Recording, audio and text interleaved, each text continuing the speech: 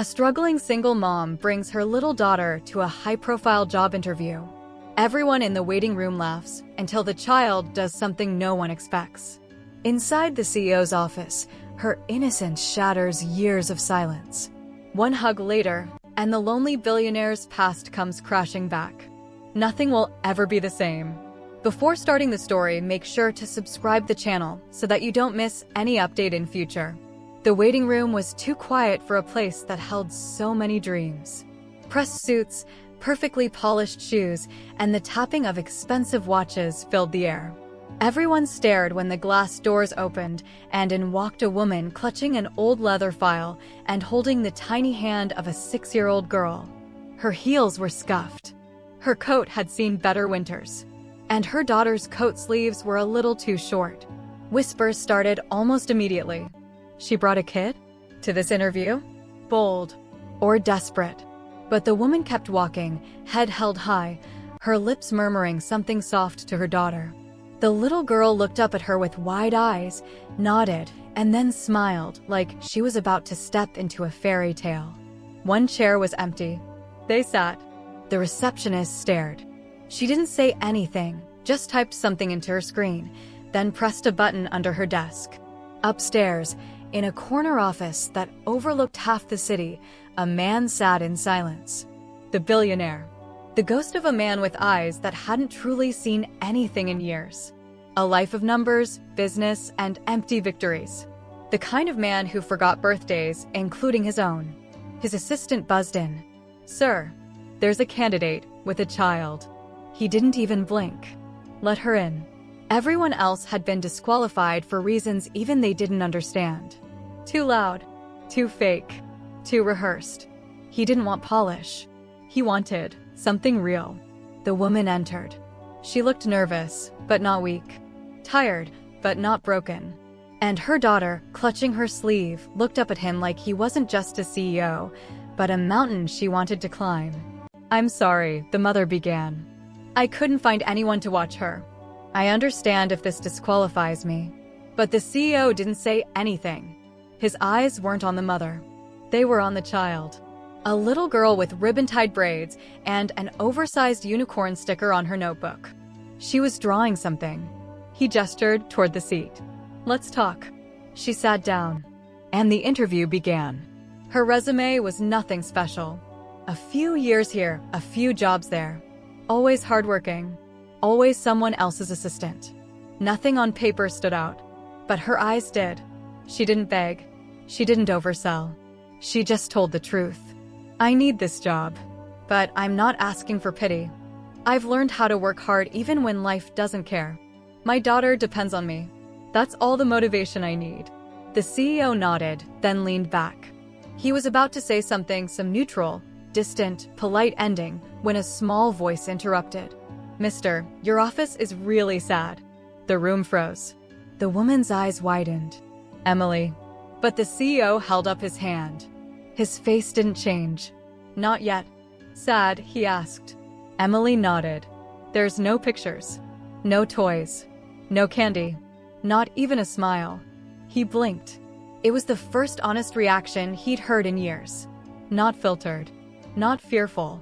Just raw, childlike truth. And for some reason, it hit him. He didn't know why, but his throat tightened. He glanced at the shelf behind him. Empty. Just awards and blank frames. Soulless. The woman stood up. "I'm sorry. We should go." But the girl reached out. Not for her mother. For him. She placed a tiny, warm hand on the back of his. "You look like someone who needs a hug." His breath caught. His chest, still and hollow for so long, felt like it cracked open. He didn't know what made him do it. But he opened his arms. And she hugged him. Just like that. No permission. No fear. Just pure, innocent kindness. It lasted only a second. But something ancient inside him shattered. Memories he'd buried deep of his daughter, lost to an accident he never talked about. Of a laugh that haunted empty rooms. Of a little voice that once called him Daddy. Tears didn't fall. Not yet. But they hovered in his eyes, waiting. The mother froze. "Emily, sweetheart." But the CEO raised his hand again, voice low and shaking. She can stay. You both can. He stood up, turned toward the window, and took a deep breath like he hadn't in years. Then, quietly, you start Monday. The woman didn't know what to say. And neither did the little girl, who simply beamed like she'd saved the world. Downstairs, the receptionist watched them leave. But what she didn't see, what no one saw, was the billionaire returning to his desk and opening the bottom drawer. Inside was a dusty photograph. A girl. Braids. Stickers. A unicorn toy in her hand. He hadn't looked at it in 10 years. But now, he smiled. Just a little. And whispered, "Thank you." The next morning came with more questions than answers. Sophie stood outside the building, holding Emily's tiny hand, staring up at the glass tower that now held their hope. Her breath clouded in the cold air, but her chest felt warm with something unfamiliar. Was it real? Was yesterday a fluke? Billionaires didn't just hire people out of compassion. Not in this world. Yet here she was, standing with a security badge in her shaking fingers and an entry pass with her name printed in bold. She stepped in. Everything looked different now. The lobby that once felt towering and cold now seemed to welcome her. Even the receptionist, who had raised an eyebrow yesterday, gave a soft nod. Almost a smile. Sophie was escorted upstairs. Emily stayed in the daycare on the 5th floor, newly built, sparkling clean, with more toys than she'd ever seen. "Be good," Sophie whispered, bending down. Emily grinned. "He's not sad anymore, Mom. Did you see his eyes? They're lighter now." Before Sophie could answer, the elevator dinged. And just like that, she was walking toward her new desk. It wasn't much. A simple cubicle outside the CEO's office. But it felt like a throne. Then, the door behind her opened. The billionaire stepped out, not with the commanding presence she expected, but with a hesitant stillness. He looked at her, eyes softer than before. "Walk with me," he said. They moved silently down the hallway. The glass walls around them reflected two very different lives, his, wrapped in wealth, hers, in survival. Yet somehow, they walked in rhythm. They reached a lounge with leather chairs and untouched coffee machines. A room built for show, not for living. "I never hired someone this way before," he said finally. Sophie hesitated. "I've never been hugged into a job either." He almost smiled. Then silence again. Until he spoke, voice low. "My daughter, she would have been around your Emily's age now." Her heart paused. "I lost her in a car accident," he continued. 10 years ago. I was supposed to pick her up that day, but I took a meeting instead." The weight of his words hung in the room like fog. "I didn't just lose her," he added. "I lost myself. Every promotion, every expansion, every new office, it was all noise. Trying to bury the silence she left behind." Sophie didn't interrupt. He looked at her now, not like a boss, but like a man rediscovering how to be human. "Your daughter didn't just hug me yesterday. She reminded me I'm still alive." That moment cracked something inside her too. All the years she spent trying to stay strong, holding everything in, suddenly made sense. They weren't just two strangers in a corporate jungle anymore. They were survivors. As she returned to her desk, something shifted. Not just in her posture, but in how others looked at her. Before, they'd scoffed, judged. Today, some nodded respectfully. A few offered hesitant smiles. Whispers traveled fast in offices like this. But today, they didn't sting. At lunchtime, the CEO's assistant appeared with a tray. "For Emily," she said. "From him." Sophie blinked. On it sat a chocolate muffin, a tiny drawing pad, and a note written in neat block letters. "Every hero deserves a snack." Emily squealed when she saw it after daycare. "He's so cool." But Sophie's eyes moistened. Because in those small gestures, she saw healing. Day after day, the bond grew stronger. The CEO, once a phantom haunting his own hallways, started pausing at desks, smiling at staff, asking names. He began having lunch outside his office. One day, Sophie walked in and found him helping Emily build a paper castle out of file folders. "She says I need more color in my life," he said, holding up a crayon. "Is purple too much for a CEO?" Sophie laughed for the first time in weeks. A real, belly-deep laugh. But something else stirred too. A question.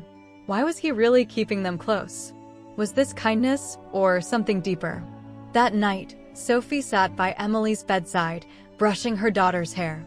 "Do you like it here?" she asked gently. Emily nodded fast. "He's like a tree, Mom." "A tree?" "Yeah, big and strong. But I think someone cut one of his roots. That's why he leans sometimes." Sophie didn't know how to answer that. But her heart did something it hadn't done in years. It whispered, maybe this isn't just a job. Maybe this is a second chance. The next morning brought a twist. Sophie was called into the CEO's office early, before the meetings, before the coffee, before anyone else had even arrived. She knocked once. "Come in," he said. But when she stepped inside, she froze. On his desk sat a small, velvet box. And beside it, a photo of a young girl. Braided hair. Unicorn sticker on her backpack. Emily. Only it wasn't her. It was his daughter. Sophie's breath caught. The resemblance was eerie. He looked up, emotion flickering behind his tired eyes. "I need to ask you something. And I know it might sound crazy." She sat down, unsure. Where is Emily's father?" Silence. It dropped like a stone. Then Sophie answered quietly. "I don't know. He left before she was born. I never saw him again." The CEO leaned back slowly, processing. "Why do you ask?" He didn't speak right away. But in that moment, a storm of emotions passed through his face: grief, guilt, longing, and something else. Hope. She stood slowly, sensing the heaviness. "I should go." But as she reached for the door, he whispered, "She feels like mine." Sophie froze. Behind her, his voice trembled. "Not just because she reminds me of her, but because when she hugs me, I feel whole." The door clicked shut behind her, and her heart pounded in her chest. Because suddenly, everything was shifting again. And this job was about to rewrite more than just a resume. Sophie couldn't sleep that night. His words echoed in her mind. "She feels like mine." She replayed them over and over, trying to decide whether they were just grief-filled confessions or something more. But it wasn't just what he said, it was how he looked at Emily. Not like a man clinging to a memory. No, it was something deeper. A familiarity. A bond. A pull that neither of them fully understood. The next morning, Sophie walked into the office earlier than usual. Her hands shook slightly as she adjusted her blouse, but her jaw was set. She had questions of her own. But before she could knock on his door, she saw him through the glass. He was sitting with his head bowed, staring at a worn, folded piece of paper. A birth certificate. Emily's. He looked up, and for the first time since they met, he looked afraid. "Come in," he said, before she could knock. The air inside the room felt thicker than usual. He didn't speak at first, just handed her the paper. She took it slowly, eyes scanning the familiar details. Name: Emily Grace Martin. Mother: Sophie Martin. Father: unknown. Silence. Her eyes met his, unsure whether to sit or run.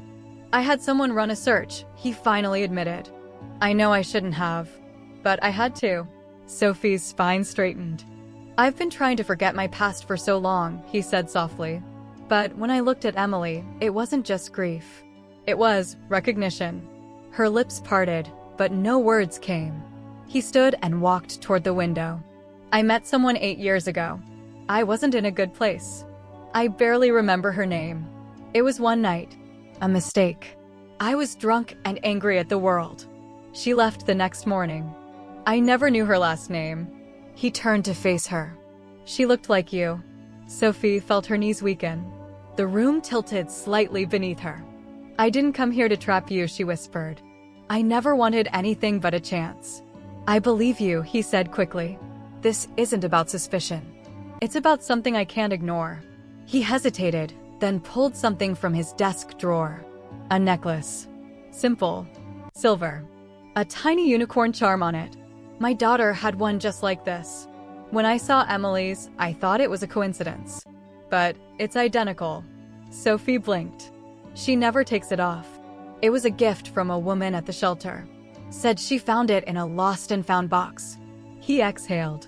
"That was the last gift I ever gave, before the accident." Silence wrapped the room again. Then Sophie asked the question she'd been avoiding. Are you saying Emily might be your daughter? He didn't answer with words. He just nodded once slowly. Tears welled in Sophie's eyes, but she blinked them away. She couldn't afford to fall apart. Not now. She's everything to me, she said, voice breaking. I raised her alone. I didn't even know, didn't imagine. I know, he said gently. I'm not asking to take her. I want to be in her life. If I can. For a long moment, neither of them moved. Then the phone rang. It was the receptionist. Sir, there's a man downstairs. Says he's Emily's father. Causing a bit of a scene. Sophie's blood ran cold. What? The CEO's face darkened instantly. Stay here. He moved with a sharpness Sophie hadn't seen before, storming down the hallway and into the elevator. Minutes later, she followed, her heart thundering. In the lobby stood a man with greasy hair, torn jeans, and a smirk that twisted Sophie's stomach. Ah, there she is, he called out. My baby girl's mama. Sophie's hands curled into fists. You don't get to show up now, Danny. Not after vanishing for 6 years. Danny laughed. I heard you landed a fancy job. Figured I'd stop by, see my kid. Maybe get a little support, huh? The CEO stepped forward. Leave. Now. Danny sneered. Who's this? The new sugar daddy? Security had already started moving in. But before they could act, a small voice cut through the chaos. Mommy? Emily stood near the entrance, backpack swinging from her shoulder, confusion on her face. Sophie rushed forward, kneeling. Baby, it's okay. Everything's okay.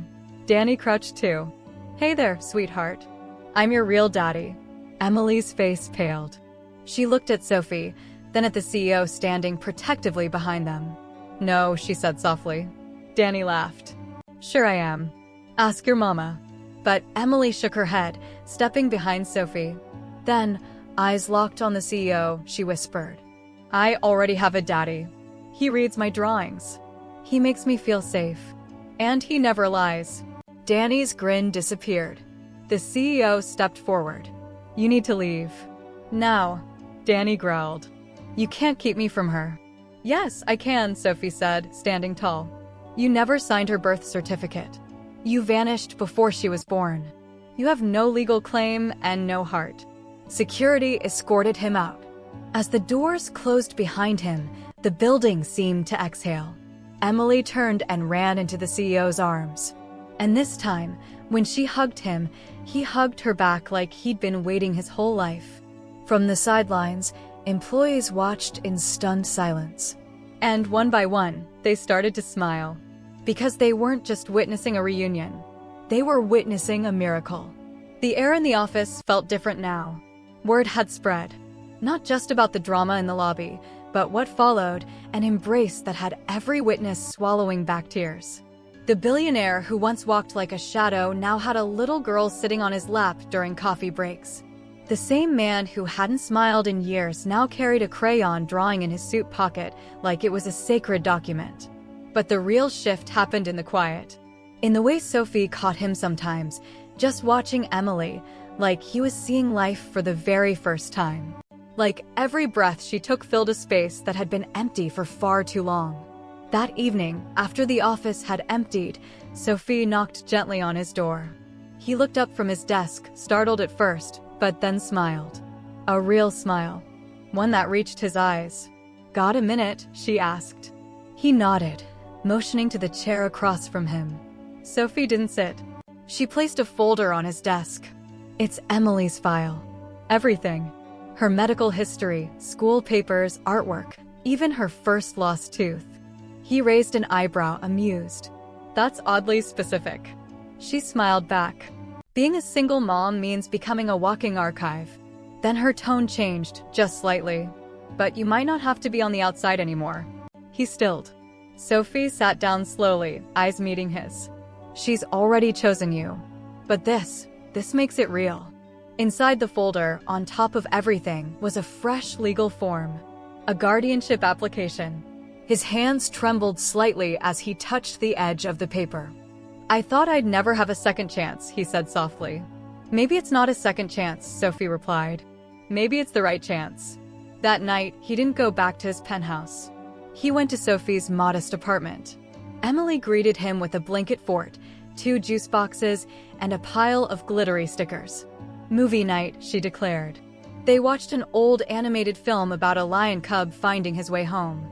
Halfway through, Emily fell asleep on his chest. Sophie started to move her, but he shook his head gently. She's okay. The room fell silent except for the soft hum of the credits. Then he whispered, I don't deserve this. Sophie looked at him carefully. Maybe you don't. Maybe I don't. But she does. He nodded, eyes locked on the child snoring gently on his shoulder. And for once, he believed it. Over the next few weeks, they became something no one could have expected.